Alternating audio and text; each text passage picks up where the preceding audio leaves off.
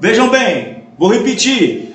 Uma libertação total, 52. Os ministros têm um posto de dever de se porem de pé e pregarem as insondáveis riquezas de Cristo, sem se comprometerem.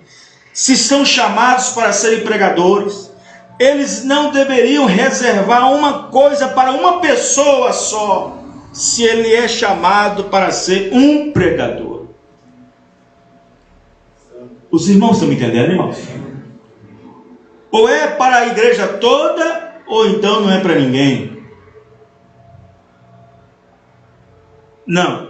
Se o pastor sobe no púlpito com a intenção de trazer uma mensagem, um ministro, e ele quer alfinetar o ministério lá, quer alfinetar o pastor lá, quer alfinetar o outro ministério lá, ele fala assim: eu vou trazer um tema, e no meio do tema lá eu aproveito e dou uma pincelada. Ele já está subindo no púlpito como se fosse um pombo correio, como se estivesse trabalhando no correio, endereçando uma mensagem para alguém, aproveitando de um lugar pela qual ele deve se posicionar para pregar, levar as pessoas a Cristo, amém, irmãos? Levar as pessoas à palavra, levar as pessoas a ter um pleno conhecimento, a levantar-se numa estatura do varão perfeito. E ele sufla esse instante, esse momento, para trazer isso. O profeta diz 41, influência. Nós todos sabemos de homens no campo hoje, grandes homens. Alguns deles chegam a um ponto até que eles têm toda a sua congregação ao redor deles, e eles se sentem tão seguros que eles pensam que pode até mesmo pecar e não serem punidos. Tão seguros que pode pensar que pode falar qualquer coisa. Tão seguros que pode se dirigir, falar, apontar qualquer coisa. Citar nome, falar de ministério, de pastor. Se sentem tão seguros. Quando nós vemos hoje ministros que estão aí, alguns, não todos, na televisão, nos programas de televisão, alfinetando, falando, metendo-se em política, falando sobre política e tudo mais, ele está fora do seu dever, está fora do seu posto de dever. Não foi para isso que ele foi chamado para ser. Ele foi chamado, como diz Paulo, para as insondáveis riquezas, amém, irmãos? De Cristo para a igreja. Aleluia. Que posição importante de um ministro. E olha que ele é rodeado de fraqueza. Que posição para a igreja ter um pastor, ter um ministro, ter alguém que o guie, ter alguém que mostre a palavra por meio da palavra. Aí Paulo disse: ele deve ser olhado, igreja, com estimada honra. Aí o profeta irmão Branham disse que um sermão que ele prega vale por 30 dias de trabalho forçado. O profeta disse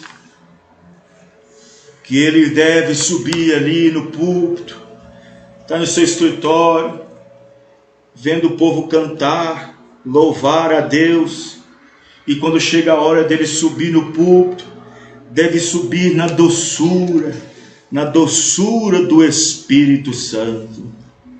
E aí ele começa a pregar, mas de repente a sua mensagem começa a ficar amarga. De repente o seu sermão começa a amargar, começa a ficar amargo, começa a falar de política, começa a falar do que não convém. Aproveita o momento da reunião, aproveita o momento das pessoas, do ajuntamento, para disparar, para falar de ministério, para falar de pastor, apontar erro, apontar aquilo outro, aquilo tudo. Aí a mensagem dele fica amarga. Ao invés de levar o povo, diz o profeta: olha, vejam bem, nós fazemos o convite na rádio, Você faz o convite na rua.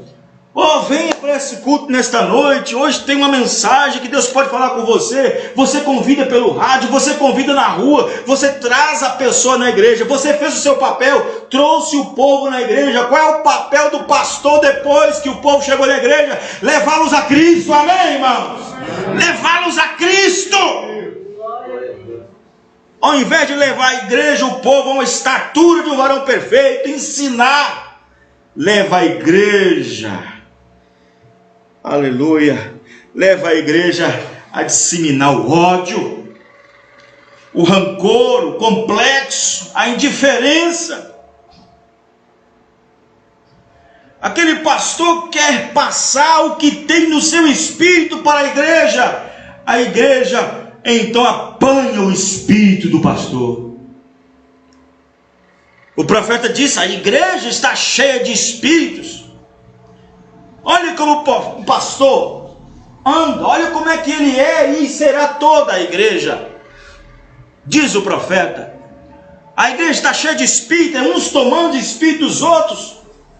Mas se o pastor não tem o espírito de Cristo para passar para o povo, para mostrar-lhes Cristo, para dar-lhes Cristo, para mostrar a mensagem, para mostrar o que o povo precisa, alimentação, seja exortação, seja redarguir, seja repreender, seja o que for, mas na linha do Espírito, se ele sai disso, o povo já não recebe mais o Espírito Santo, e está recebendo o Espírito daquele homem, não mais o Espírito de Deus.